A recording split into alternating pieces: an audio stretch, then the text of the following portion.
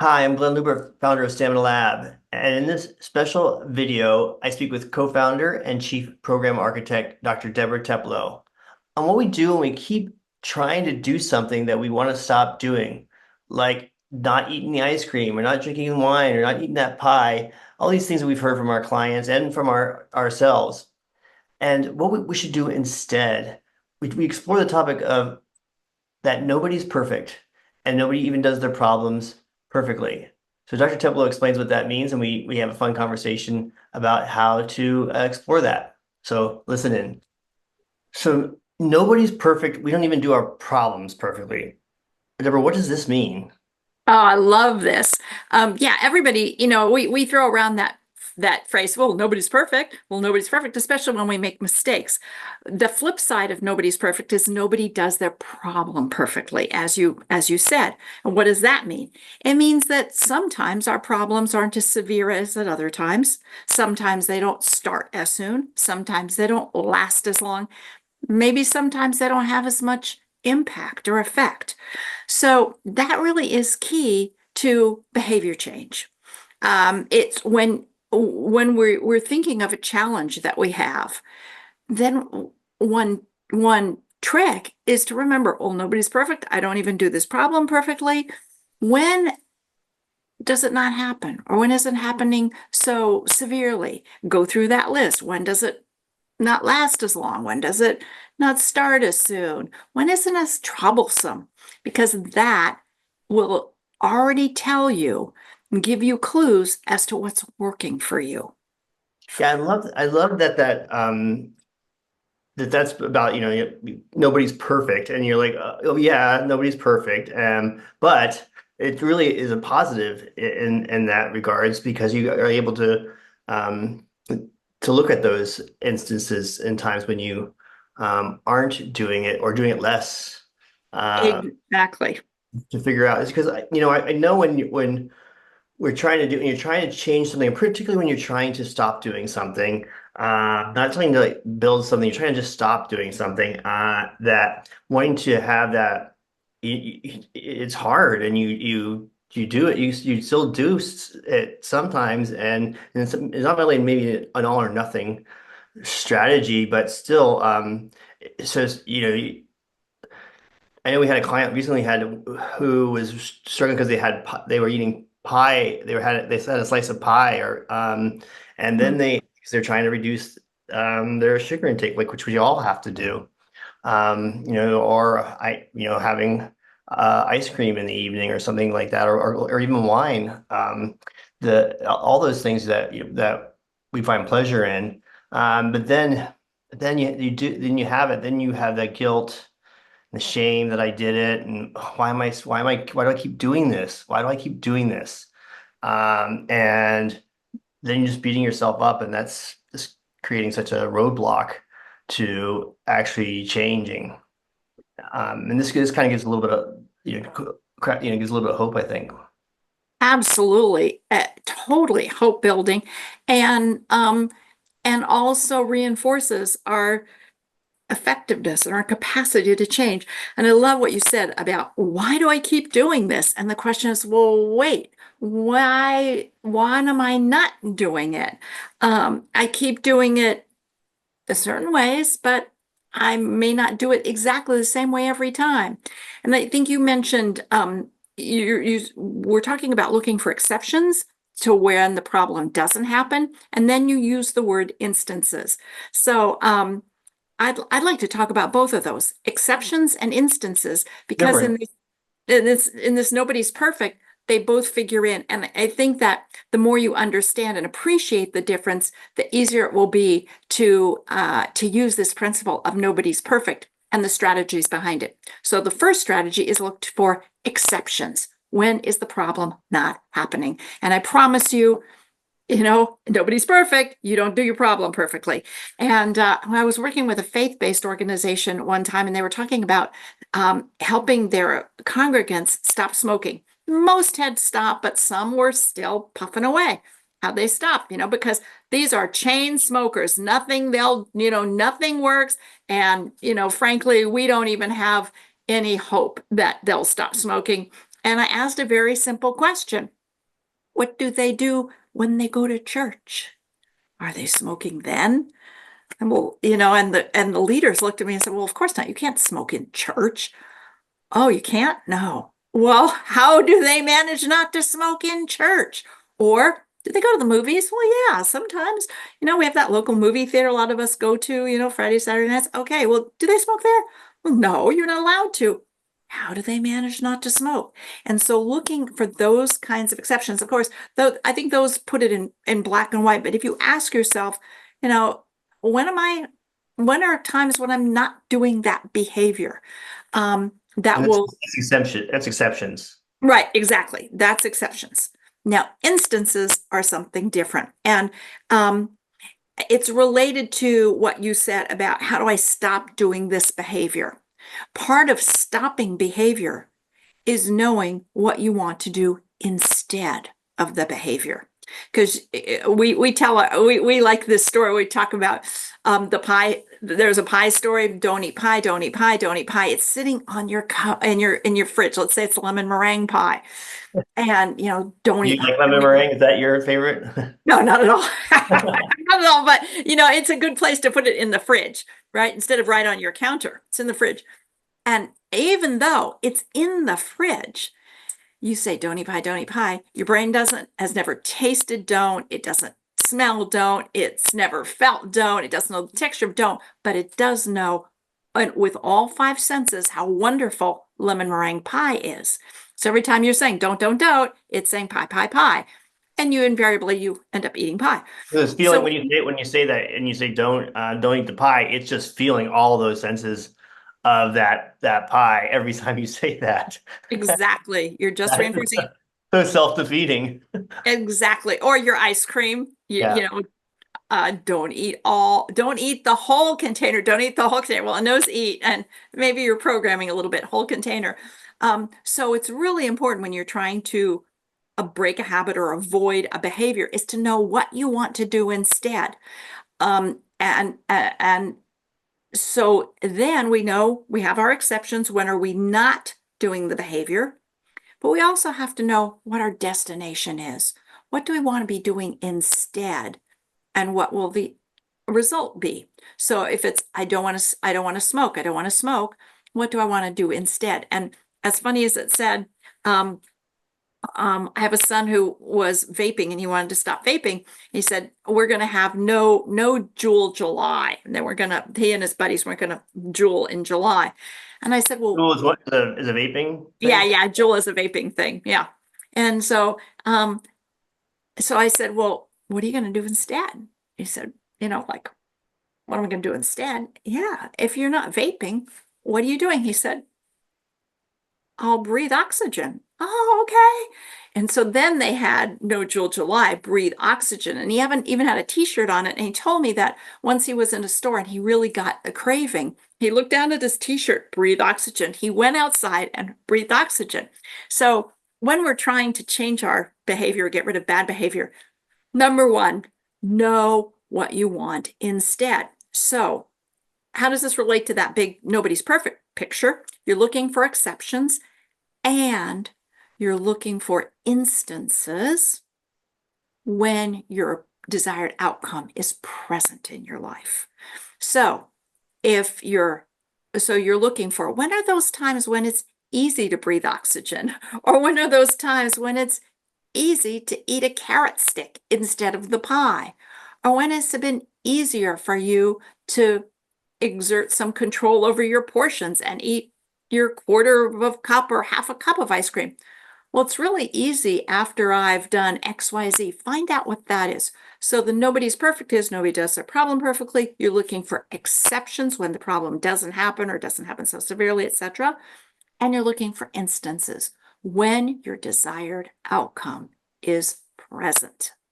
So that's interesting because there's so many of those don't do things like the dry January and right and different. There's like for this month is and we're in November, so there's one for not doing porn because that's an addiction.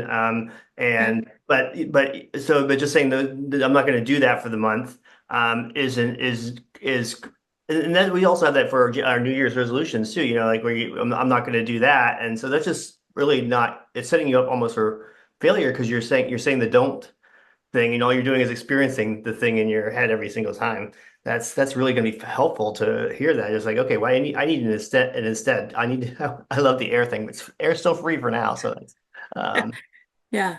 And it's easy I have two metaphors yeah, two metaphors, maybe analogies for that issue of knowing where you want to go. It's not enough just to know what you don't want to do. You must know what you do want to do.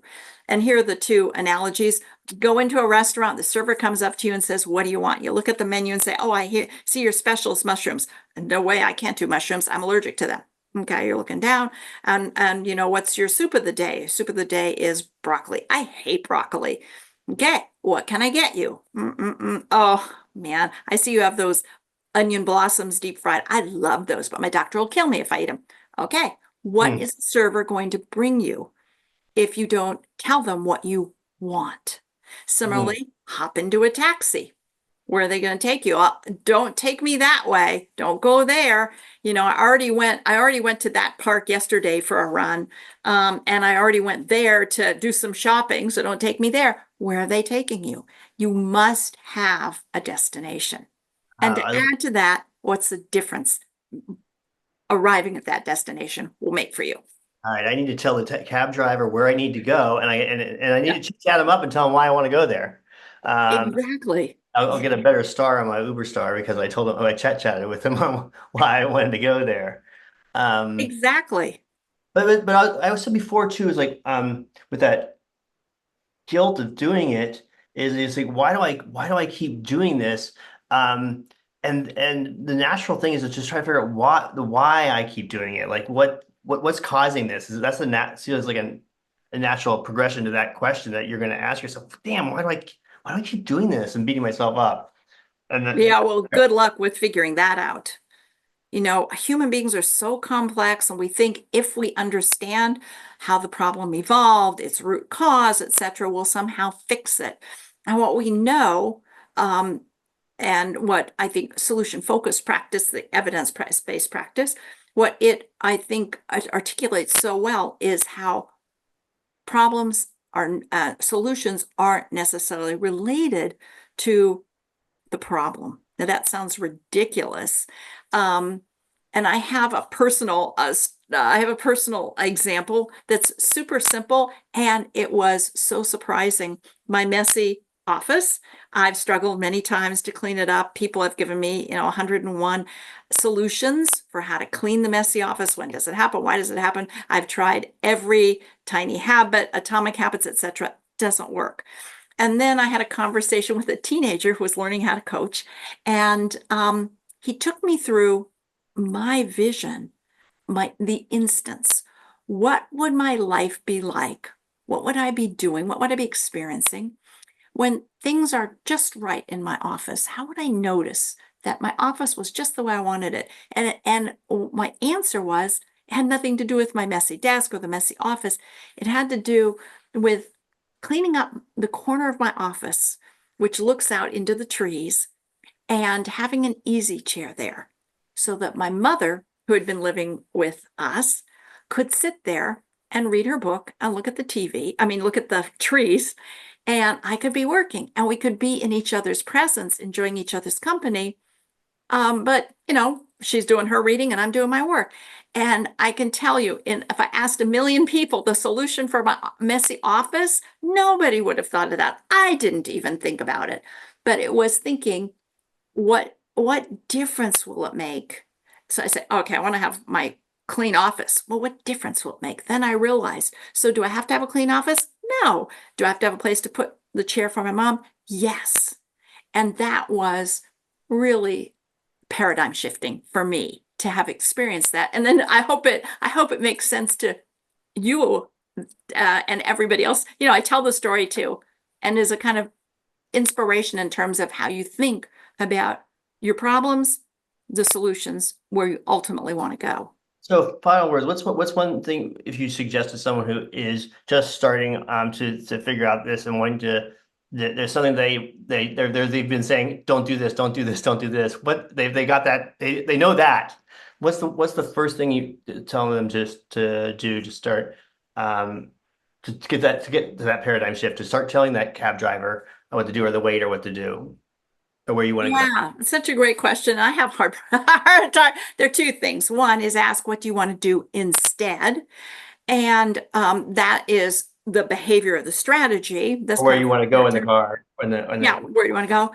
Second thing is to use your imagination and project into the future when that thing that you don't want to do anymore is no longer affecting you.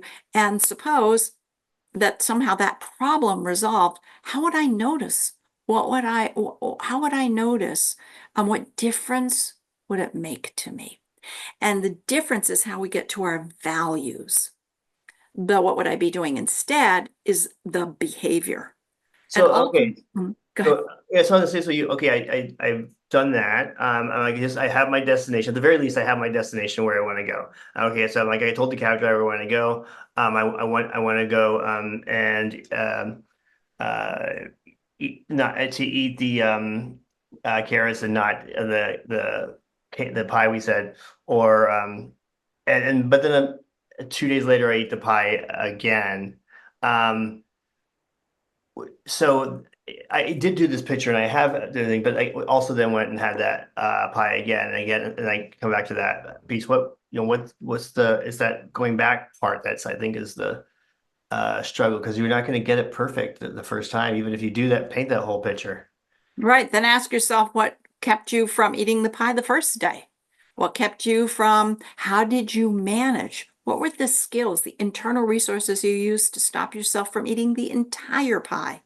So what I'm hearing though is it's an iterative process. You're not going to be perfect every time, because nobody's perfect. We're not going to be perfect every time, and so it's just continuing to every time like move the needle just a little bit to thinking about the strengths that you did, what you when you didn't do it as much, or the days you didn't do it, and trying to just continue to reinforce that in your talk, the self-talk that you're having with yourself. Absolutely. And be really clear on what you're doing instead. Um, some people meditate, some people do, different things. Maybe you're running and listening to, music or whatever. Take a day or take a moment of time and picture yourself going through your day or even going through just an hour of the morning filled with the presence of that outcome and associating the presence of that outcome with who you are, with your identity. So if I'm someone who doesn't eat pie, but I eat a piece of apple instead, I'm a person who is concerned about health. I keep myself healthy. So then the exercise is to go through my day from the moment I wake up, visualizing myself, using the power of imagination, mental imagery, using all my senses to imagine myself going through even just that first half hour of me as a healthy person. How do I brush my teeth on that day when I am filled with the presence of what I want, with me as a healthy person? When I come into the kitchen, what do I do as the healthy person? And I think that that that um, that addresses what are the specific behaviors. We teas go through in such detail that you know how many Cheerios are on your cereal in the morning when you're eating your breakfast cereal. Not that I eat Cheerios, but it's a good analogy, metaphor. Go through your even just a moment of time in tiny detail, behaviorally, what are you doing? And how do you see yourself and do others see you in the world as that person who embodies the value you care about? And that's again, like I said, it's an iterative approach, because you got to keep doing that and doing that again, because it is. I'm really thinking about the moment when you do it, you do the behavior that you don't want to do again, and what I'm hearing um, is in that moment not feel that negative shame or frustration piece, but instead, the instead is to look at these exceptions and injustices, and paint that picture again. So use it as an opportunity to, okay, now let me paint this picture again of what this is like, because then every time it becomes more visceral. Visceral. Absolutely. And when we think, oh, we have to know why we screwed up, how we screwed up to fix it, it's you can go round and round, chasing your tail. It's the question is you teach yourself. How did I do it in the past? How did I the pie was sitting there at 9 in the morning. It's 10 in the morning. Now I'm eating the pie. What happened at 9 o'clock that kept me from eating it? How did I avoid it? What was I doing instead? How was I managing and coping? And so even when we fall down, we want to ask ourselves, instead of the beating ourselves up and feeling guilty, is how am I coping? How have I managed before to recover from setbacks? How did I cope with disappointing myself? And I told myself, hey, happens to everybody. Nobody's perfect. We don't do our perfect problems perfectly. We don't do our desired behaviors perfectly. We have another chance. This is a aside. There's who Cher is the singer, Yeah. Sonny and Cher. She's got a new biography out, and there's a point where she's just married Greg Allman of the Allman Brothers, and he's got a drug problem, and she calls him up on the phone. She's like, okay, this is it. I'm tired of going through this and going through rehab with you, and she was upset, and she's like, and then he says, but I keep going. And she says, it stopped me in my tracks. I didn't know how to respond to that. And I thought that was fantastic. Like that I keep trying is what he was saying. I get this. I understand it, but I keep trying. And he was identifying his strength in that moment. I thought that was really great. Absolutely. I love that example. Absolutely love it. It's one of my favorites because we all beat ourselves up. I do it again. I keep trying. I keep trying. Well, wait, wait, wait. What helps you keep getting back on in the saddle, or what keeps you where do you find that motivation? How do you have that perseverance, to keep doing it? And when you have gotten back on track, what's helping you stay on track, even if it's for an hour? Because all of what need to do to get to where you want is already within you. It's not new information you need. New information, you already have the information. It's knowing how to look at it and then to amplify it and exploit it, use it for everything it's worth.